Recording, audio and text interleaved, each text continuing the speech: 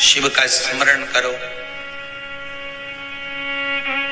पूर्णिमा के दिन चावल का एक आखा दाना जानते हो, पूरा खंडित चावल नहीं, कितना चावल, एक दाना चावल का शंकर भगवान के शिवलिंग पर समर्पित करिए।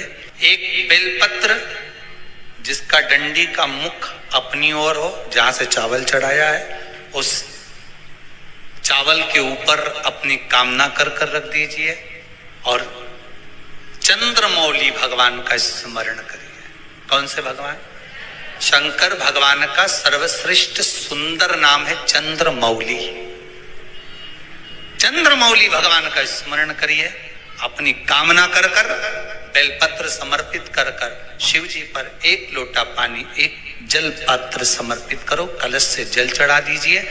नैनों में वो जल लगाकर अपनी कामना कर वापिस घर को आइए। अगली पूर्णिमा आएगी, जो कामना करी है मेरा चंद्रमौली भोलेनाथ उसे पूर्ण कर ही दे। आप सभी को सुंदर पूर्णिमा की बहुत बहुत बधाई हो। बाबा विश्वनाथ की कृपा आप पर सदा बनी रहे। आ गया पूर्णिमा की रात्रि।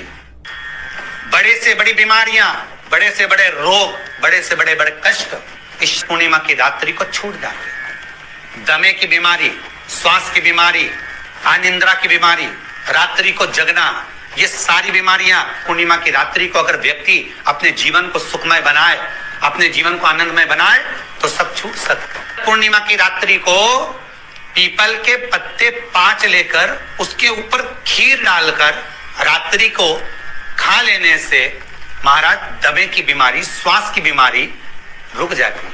वो बीमारी बढ़ती नहीं है, उससे कष्ट नहीं होता। जिन बच्चों के नेत्र कमजोर होते हैं, रोशनी कमजोर होती है, पूर्णिमा के दिन रात्रि को 12 बजे भगवान चंद्रदेव का दर्शन कराइए। 5 से 7 मिनट तक नयन मिलाए चंद्रदेव के साथ और बाद में एक पीपल के पत्ते पर खीर जो चंद्र के नीचे रखी हुई है उसी खीर को चटा दीजिए। फिर चंद्र का दर्शन कराओ, फिर खीर को चटा दीजिए। महाराज नयन की ज्योति बढ़ती है, नींद नहीं आती तो निंद्रा देवी प्रवेश करती है, निंद्रा अच्छी आती है, आनंदित होता है। महाराज जिस व्यक्ति के शरीर में गांठ पड़ जाती हो, शरीर काला पड़ जाता हो, चट्टे पड़ जाते हो या दांत खाज खुजली हो जाता हो, उसके लिए भी पूर्णिमा की रात्रि को 12 बजे महाराज भगवान चंद्रदेव के लिए 21 दिए जलाए जाते हैं। उस 21 दिए की कालोच एक थाली में इकट्ठी करी जाती है। कालोच को इकट्ठी कर शरीर में गाय के घी के साथ में जहां जहां जगह पर चट्टे हैं, गांठ है, वहां लगाया जाता है। उसको 5 या 7 दिन लगाइए। उसके बाद में रोज प्रतिदिन लगाने के आधे घंटे बाद स्नान कर लीजिए, आराम लगना प्रारंभ हो जाता है। महाराज आज पूर्णिमा की रात्रि से लेकर कार्तिक पूर्णिमा की रात्रि के बीच में जो दामोदर भगवान का, कृष्ण का, शिव का मंगल आनंद करेगा, अभिषेक करेगा, पूजन करेगा, स्मरण करेगा, उसके सारे दुख दरिद्र दूर हो जाएंगे। रात्रि को आप बड़े प्रेम से खीर बनाओ, चंद्रदेव की साक्षी में रखो, भोग लगाओ भगवान श्री हरि को। बन सके अगर लक्ष्मी की कमी है, लक्ष्मी नहीं आ रही है, व्यापार नहीं चल रहा है, तकलीफ बहुत ज्यादा है, घर में कष्ट है, कर्जा ज्यादा है, तो एक तांबे के कलश के ऊपर, तांबे के कलश में पानी भरना, कटोरी रखना, उस पे लक्ष्मी जी की मूर्ति रखना। लक्ष्मी जी की मूर्ति नहीं हो तो चांदी का सिक्का रखना। उसके सम्मुख में आप 31 दीपक घी के लंबी बाती के जला देना। महाराज एक एक कमल गट्टा उस 31 दिए के अंदर डाल देना और लक्ष्मी जी का पूजन करना, लक्ष्मी जी का स्मरण करना, खीर का भोग लगाना, पान के पत्ते पर खीर रखना, 5 पत्ते पर खीर का भोग लगाना और माता लक्ष्मी से विनती करना। सुबेरे 4 बजे तक वो रखे रहने देना, सुबह 4 बजे वो उठाना, लक्ष्मी को वापिस तिजोरी में या सिक्का हो तो उसको अलमारी में रख देना। जो खीर बनी है वो प्रसाद के रूप में सुबह 8 बजे, 10 बजे, 9 बजे जब खाना हो प्रेम से खाना। माता जो दिए लगाए हैं वो ठंडे हो गए होंगे, उनको रखे रहने देना, बाद में काम आते रहेंगे, या दिए विसर्जन करना हो तो आपकी मर्जी है। पर वो मट्टी के दिए लगेंगे, आटे के दिए नहीं लगेंगे, मट्टी के दीप लगाना है आपको। 31 घी के दिए लगाना है।